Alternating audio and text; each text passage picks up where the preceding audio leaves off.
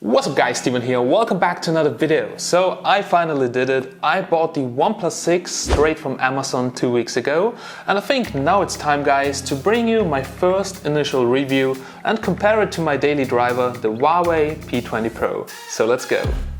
A company like no other, the Shenzhen-based OnePlus has managed to do something that most Chinese smartphone makers have not been able to do. They build quality smartphones for affordable prices and built up a great brand in the West as well. With the OnePlus 6 there are several core improvements over the very successful OnePlus 5T that it replaces. And even though there is nothing groundbreaking, the OnePlus 6 is a great smartphone for the price and should definitely be considered in your next smartphone choice. So OnePlus has decided to use Gorilla Glass 5 all around with the OnePlus 6, and even though I'm not a big fan of glass, it feels quite okay. The display is one of the bigger new features on the OnePlus 6, and they are now using a 6.28-inch AMOLED panel with a resolution of 2280x1080, which is basically full HD plus with a 19:9 aspect ratio. It's a good choice since Full HD is still enough on such tiny displays, and QHD resolution, which to the naked eye isn't so different from Full HD, would weigh more on battery consumption. To be honest with you, the display is good, it's even above average, and even though its brightness has improved a lot, it's still not the brightest panel, nor gets dark enough at night for my eyes. Anyway, like every OLED, colors and black levels are amazing and viewing angles as well. So you can be for or against the notch, but without some nifty camera tricks there is no way around it. On the OnePlus 6 it's housing the front-facing camera, the earpiece, an LED notification light and an ambient light sensor. Even though I'm also using wireless headphones on a daily basis, I really love that the OnePlus 6 still has a headphone jack. This is something which really annoys me on my P20 Pro, and I already lost the adapter twice. Other than that, we still have a hardware slider to mute the phone, set to vibrate or back to loud mode, which is really convenient and can be configured in the settings. We all know that face unlock is a huge trend right now, but I'm not even using it on my P20 Pro, so I'm also not using this feature on the OnePlus 6, even though it works really fine. The fingerprint scanner on the back works super fast and is reliable, and it's my personal choice to unlock the phone. Also, face unlock on the OnePlus 6 does need to see your eyes to work though, so if you're wearing sunglasses or if you're in a dark room, it won't work at all and you have to use the fingerprint scanner. The lack of wireless charging is maybe a bit disappointing for some people, but OnePlus has its own really incredibly fast dash charge and it's the better choice anyway. This is probably the fastest charging device I've ever tested. The 3300 mAh battery can be charged within 35 minutes from 0 to 60% and can last for a whole day.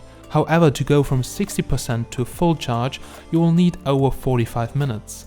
The reason for the charging speed to slow down in the later charging stage is to avoid damaging the battery and following an ideal charging curve. With a larger screen for sure there's also more to power, but OnePlus has made the phone 10% more efficient than its predecessor, which means the OnePlus 6 delivers similar battery life as the OnePlus 5T. I myself got 6 hours of screen on time with my typical usage, and this is roughly the same what I get on my P20 Pro. So for my personal usage I would say both phones have similar if not even equal battery performance. The SIM tray has space for 2 nano SIMs and both slots allow for 4G connection, which means that you can benefit from the maximum data speeds on 2 separate networks. The speaker at the bottom sounds okay, but oversteers quite a lot at maximum volume.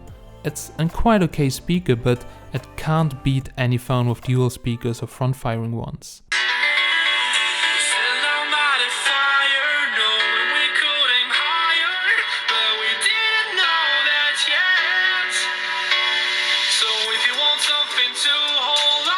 On a short trip to the UK, where we'll have a closer look at Sony's brand new soundbar, the Sony ZF-9. This is really all you need for affordable home cinema. As always on OnePlus smartphones, it is running the current latest version of Google's mobile OS, Android 8.1 Oreo. And what's running on top is so-called OxygenOS, which includes some tweaks, but still is very close to stock Android.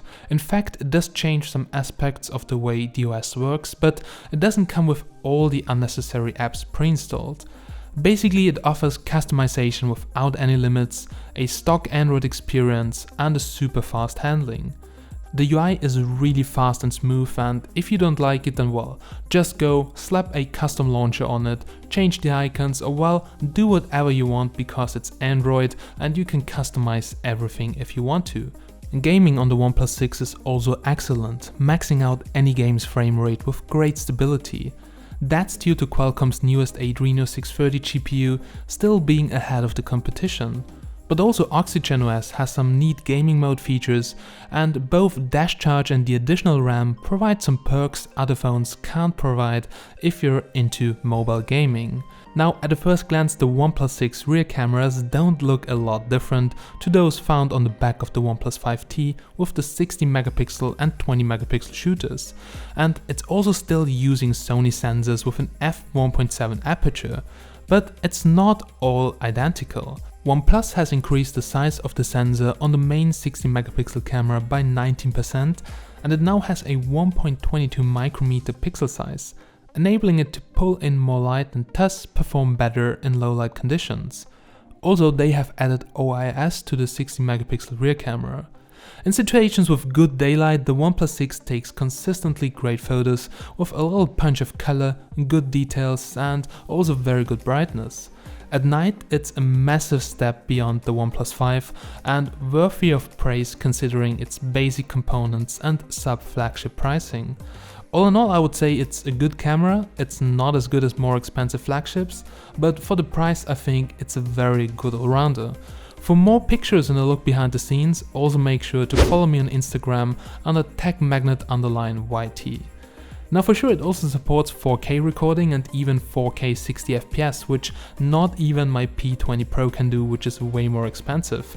But overall the footage could be a little bit more stable. I compared it to my P20 Pro and the stabilization on the P20 Pro is doing a better job, but have a look for yourself. So guys, here's a quick front-facing camera comparison between the Huawei P20 Pro and the OnePlus 6, and so far, as you can see, regarding dynamic range, both look very similar. So the biggest difference is actually the color difference and a little bit the details. So far it looks like, at least on the screen right now, that the OnePlus 6 does a little bit more sharpening. It looks a little bit like there would be more details, and if you have a look at my beard, then as you can see on the P20 Pro, even though there's no beauty mode, everything looks very soft. On the OnePlus 6 we have very rough edges, yeah, a little bit, I would say, more contrast, but just check it out on your screen right now because, as always, this looks different from screen to screen. Both have fantastic front-facing cameras, both can record in 1080p, and as you can see, both are very similar stabilized. So this is handheld footage on the OnePlus 6 and on the P20 Pro. And, well, as you can see, lighting conditions not really good today, but at least not super sunny, and yeah, cloudy and a little bit of shadow. So guys, there we go. Here's a quick side-by-side comparison between the P20 Pro and the OnePlus 6. So this is 1080p, and what you will notice at first is that the stabilization on the P20 Pro is simply amazing. So their superior software stabilization, also called AI stabilization, does a very good job. I've tested this in 1080p on my motorbike, and as you can see, it looks like filmed with a gimbal, while the OnePlus 6 is really shaky, even though I try to hold both smartphones equally. So well, that's basically the only difference. The OnePlus One has a little bit more details in the footage, a bit more than a better dynamic range, color reproduction, well, both are pretty much okay. As you can see, sometimes exposure on the P20 Pro is not always on spot, but as always there are small differences. But I would say the biggest difference is, as always, the stabilization in 1080p. So here's a quick side-by-side comparison in 4K now, and as you can see, The P20 Pro applies way more sharpening, as you can see there in the background. If you have a look at the leaves, this looks almost a little bit too sharp, while the OnePlus 6, as you can see, looks a little bit softer in 4K.